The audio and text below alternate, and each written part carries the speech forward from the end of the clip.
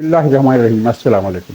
سب سے پہلے میں اس وقت عالمی سطح کی سب سے بڑی خبر پر تبصرہ کرنا چاہتا ہوں۔ الیپو کے بعد شامی باغیوں نے ایک نہایت تیز رفتار پیش رفت کرتے ہوئے چوتھے بڑے شہر حما پر بھی قبضہ کر لیا ہے۔ حما پر قبضہ کرنا الیپو کی فتح سے اس حوالے سے زیادہ اہم ہے کہ اس کے بعد دمشق کا دفاع مزید خطرے میں پڑ گیا ہے اور اب بشار کی حکومت ڈول رہی ہے۔ بشار حکومت نے 2-3 دن پہلے اپنی کافی تعداد میں ایک فوج کی کمک پہنچائی تھی حما کے شہر کا دفاع کرنے کے لیے، اور حما شہر کے شمال مشرق میں 3 میل کے فاصلے پر ایک پہاڑ ہے، جبل زین العابدین، تو وہ اونچائی پر ہے، اور بشار حکومت کا خیال تھا کہ یہاں پر جو فوج ہوگی وہ حملہ آوروں کو روکنے میں کامیاب رہے گی۔ لیکن آپ کو حیرت ہوگی کہ جب باغی جبل زین العابدین پر چڑھے حملہ کرنے کے لیے تو شامی فوج 2 گھنٹے کے اندر اندر وہ علاقہ خالی کر گئی۔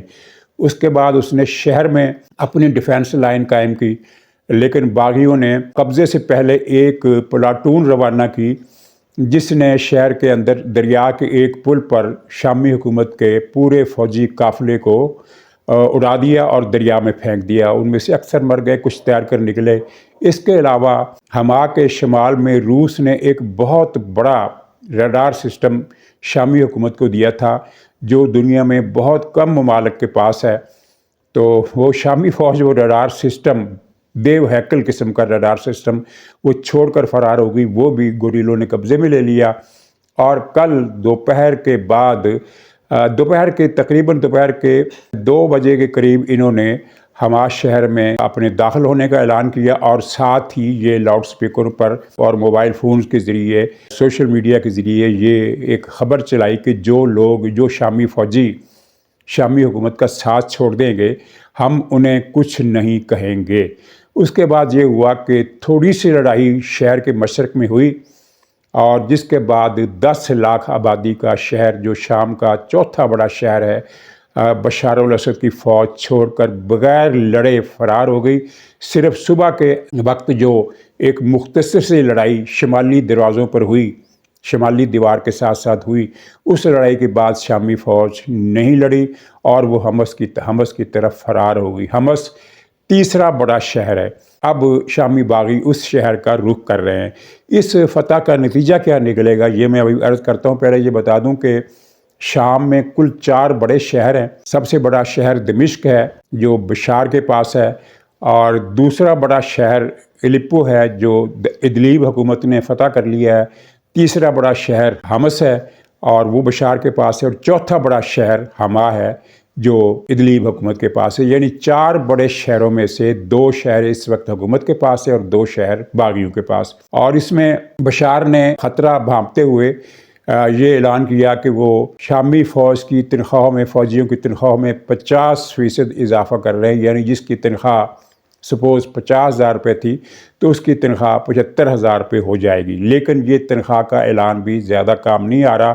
شامی فوجی ایک مرتبہ پھر فرار کا رستہ اختیار کر رہے ہیں۔ ماضی میں بھی ایسا ہوا تھا جب باغیوں نے بہت بڑا ملک کا 70% علاقہ اپنے قبضے میں لے لیا تھا، لیکن اس وقت ہوا یہ تھا کہ روس کی فوج آ گئی تھی، ایران کی فوج آ گئی تھی، حزب اللہ کی فوج آ گئی تھی، اور یہ ساری فوجیں ملا کر کئی لاکھ تھیں، اور ان کے اوپر روس کی اور ایران کی فضائیہ تھی، جس کی وجہ سے یہ باغی مار کھا گئے اور پسپا ہو گئے، اور ان کے پاس صرف ادلیب کا ایک چھوٹا سا علاقہ رہ گیا، باقی سارا ملک انہیں خالی کرنا پڑا۔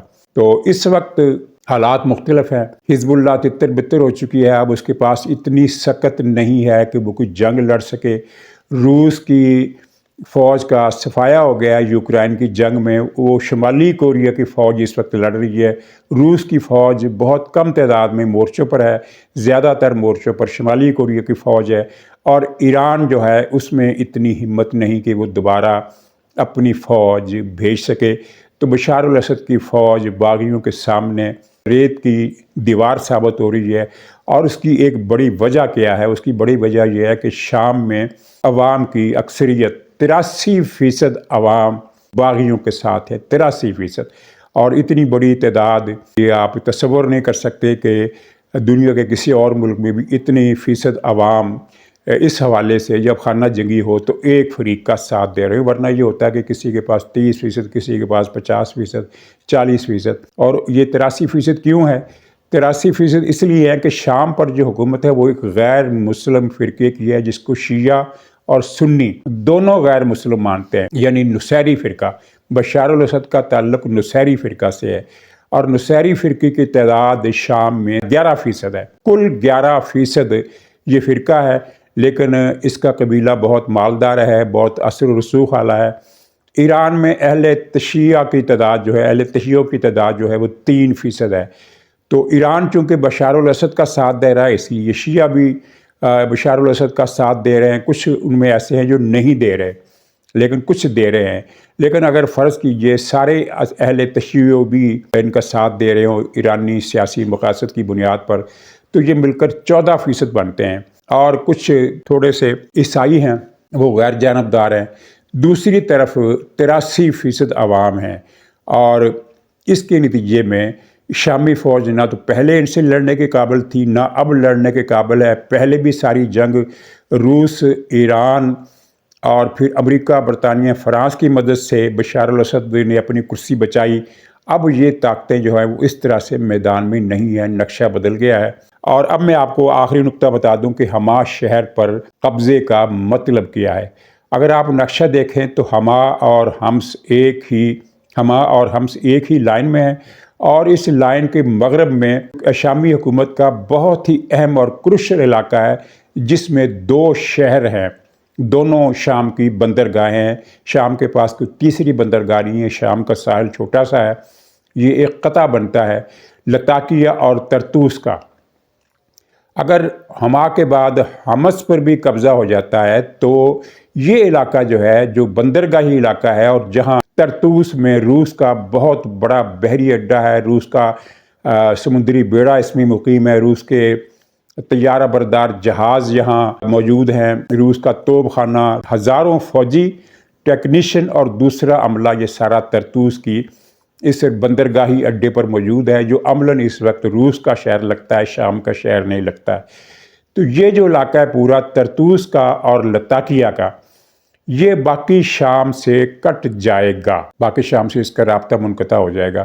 روس کو تو مسئلہ نہیں ہوگا، اس کے پاس تو ہوائی جہازوں کی وہ صورت میں دمشق سے رسد لا کر اپنے اڈے کے ملازموں کو دیتا رہے گا، لیکن شامی حکومت کی بندرگاہی جو سہولیات ہیں وہ ختم ہو جائے گی، اور یوں شام کی حکومت ایک لینڈ لاکڈ ملک بن جائے گی، جس طرح کہ افغانستان ہے۔ اور حما پر قبضے کا ایک طرف یہ مطلب ہے، اور دوسری طرف یہ مطلب ہے کہ دمشق کی طرف پیش قدمی کے رستے کھل جائیں گے، اور صورتحال بہت سنگین ہو جائے گی۔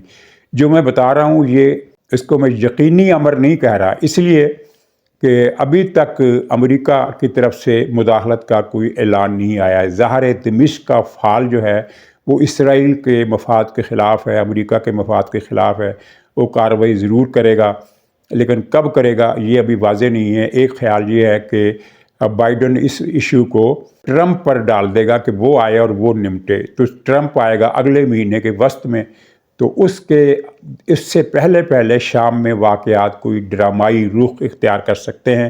یہ یقینی نظر آ رہا ہے کہ بشار الاسد کی حکومت اب نہیں رہے گی، کیونکہ اگر امریکہ نے مداخلت کی تو شام کو خانہ جنگی سے بچانے کے لیے، کیونکہ اس خانہ جنگی کے نتیجے میں فال آؤٹ جو ہے وہ اسرائیل پر بھی گرے گا، خانہ جنگی سے بچانے کے لیے امریکہ کی ایک کوشش پرانی موجود ہے، جس پر کام نہیں ہو رہا، شاید اس پر کام ہو، وہ یہ کہ دمشق میں ایک نئی حکومت بنا دی جائے جو وسیع البنیاد ہو، جس میں مسلمان بھی ہوں، جس میں نصیری بھی ہوں، جس میں عیسائی بھی ہوں، تینوں مذہب کے لوگ، اور پھر مسلمانوں میں سنی اور شیعہ دونوں۔ شیعہ ظاہر بہت کم ہے، صرف 3% شیعہ، شام کی آبادی 3% ہے شیعہ کی، تو 3% کے حساب سے ان کو نمائندگی مل جائے گی۔ ایران کو خطے سے باہر کر دیا جائے گا، اور 1 مہینہ پہلے، بلکہ 1.5 مہینہ پہلے میں نے اپنے ایک بلاگ میں یہ کہا تھا کہ اب آثار ایسے نظر آ رہے ہیں کہ بہت جلد شام سے ایران کا بوریا بستر گول ہونے والا ہے۔ اور ایک دلچسپ اطلاع یہ ہے کہ عراق سے جو حشد الشیبی کہ 3000 گوریلے شام میں داخل ہوئے تھے، ان کے رسد کو باغیوں نے تباہ کر دیا ہے۔ ناظرین اجازت دیجیے، انشاءاللہ اگلے بلاگ میں پھر ملاقات ہوگی، تب تک کے لیے خدا حافظ۔